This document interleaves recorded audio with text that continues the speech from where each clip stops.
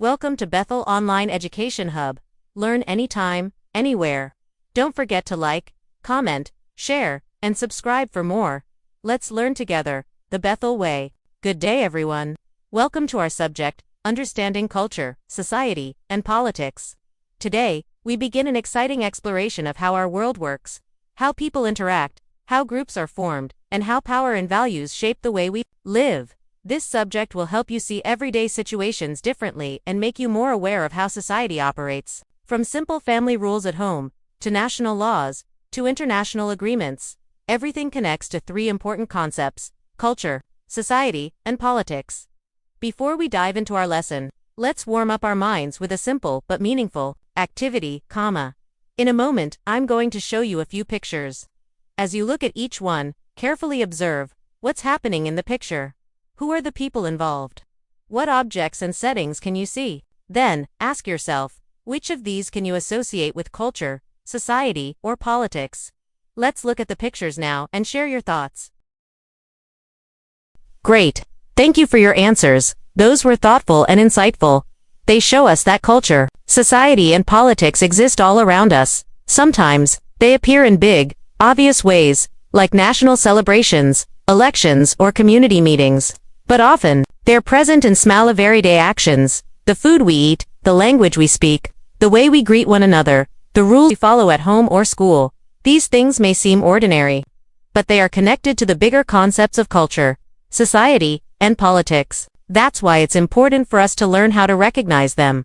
Understanding these invisible forces helps us better understand ourselves, our community, and the world we live in. Are you ready? Let's get started. Lesson 1. The significance of studying culture, society, and politics. Let's begin by answering an important question. Why do we need to study these concepts? Simple answer: because these are the foundations of how we live and relate to others. They influence how we think, behave, and make decisions every single day. At the heart of it is social interaction. The basic foundation of any society. Social interaction is the way people act toward, respond to, and communicate with one another. It is the basic building block of any society because it's how people connect, build relationships, and create order in a community. It happens when two or more people talk to each other, work together, share ideas, solve problems, show emotions like kindness, anger, or happiness, follow or break social rules. It can be face-to-face, like when you talk to your friends in school, or online, like when you chat with your classmates or comment on a post. Examples of social interaction: greeting your teacher in the morning, helping a classmate, carry books, arguing about which movie to watch with friends, posting and replying to comments on social media, working together on a group project. Why is it important? Without social interaction, people would live in isolation. There would be no way to share ideas, feelings, or solve problems together. A society wouldn't function because people wouldn't know how to act toward one another. It's through these daily interactions that customs, culture, and rules are passed on, and society remains organized. Sociologists, people who study society, describe social interaction as behavior between two or more people that carries shared meaning. It can lead to harmony when people agree, or conflict when they don't. Let's talk about society. What is a society? A society is a group of people who live together in a community, interact with one another, and follow shared rules, customs, and ways of life. It is a system of social interaction where people communicate, build relationships, create order, share values, beliefs, and traditions. A society can be as small as a village or as big as a nation. What keeps a society organized and peaceful is its culture, the common beliefs, practices, and rules that people follow. Examples: your barangay is a society. Your school is a smaller society. The Philippines is a large society. In each of these, people interact, follow rules, and live according to shared customs and traditions. Key points: a society involves people interacting and living together. It has rules, customs, and traditions to maintain order. Culture shapes the behavior of people within a society. Without society, people would live in isolation, with no organized way of living together. Without culture, society wouldn't have order, meaning, or shared values to guide people's actions. Let's pause and reflect. Can a society exist without culture? Why or why not? Think for a moment. A society is a group of people living together and interacting. But what makes their interaction organized, meaningful, and peaceful is culture, the shared beliefs, practices, values, and rules they follow. What is culture? When you hear the word culture, what comes to mind? Festivals, food, traditional dances, local costumes. Yes, those are part of culture, but culture is much deeper and broader than that. Culture refers to the total way of life of a group of people. It shapes how people live, think, and behave together in a community.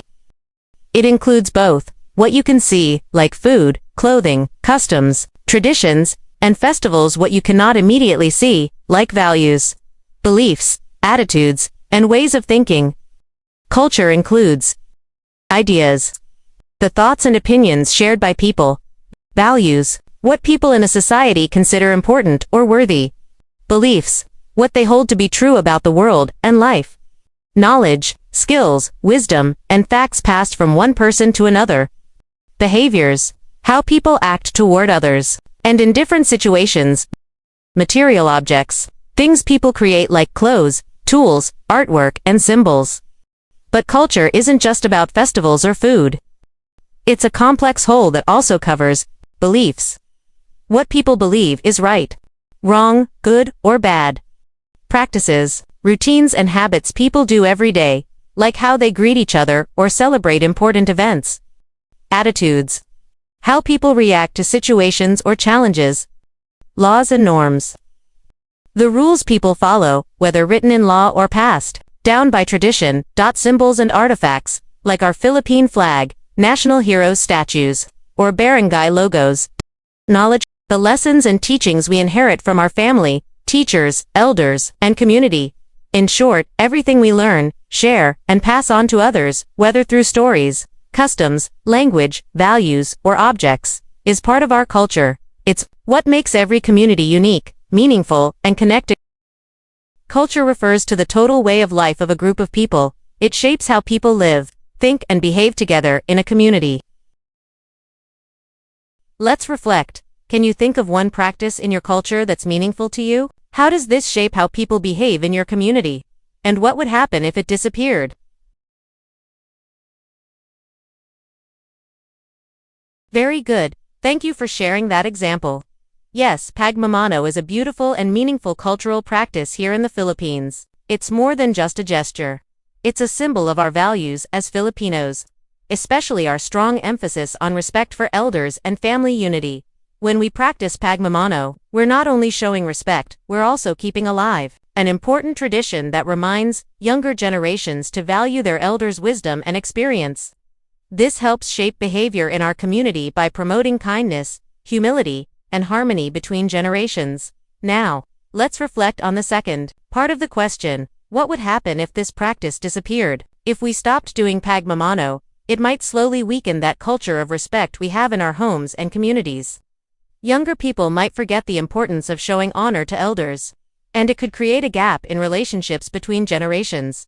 That's why cultural practices, even the small ones, play a huge role in shaping the attitudes, behaviors, and connections within a society. They help keep our identity as a community strong.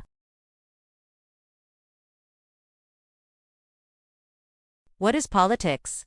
When people hear the word politics, we usually think of government officials, politicians, elections, and while that's part of it, politics isn't limited to the government alone. In reality, politics happens everywhere, in our homes, schools, barangays, even in your group of friends. Politics involves the use of power to decide whose ideas or values will be followed, like whose opinions or beliefs will be accepted by the group, how resources are distributed, like money, time, land, or opportunities, how conflicts and disagreements are resolved, whether through discussions, voting, or rules. Examples of where politics happens: in families, when parents decide on house rules or curfew hours; in schools, when student councils vote on which activities to hold; in barangays, when leaders decide how to spend the community budget; even among friends, when deciding where to hang out or whose idea to follow. In short, politics is about making group decisions and managing relationships when it comes to power,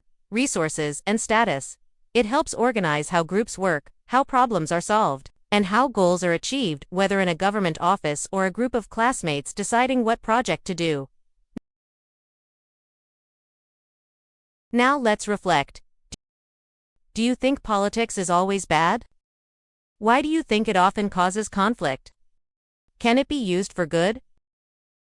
Example, politics can be used for good, like organizing a barangay feeding program. But it can cause conflict when people disagree or feel decisions are unfair. Good politics listens to people's concerns and aims to solve problems fairly. And that's our lesson for today. We've discovered how culture, society, and politics are not just academic terms, they are part of our daily lives.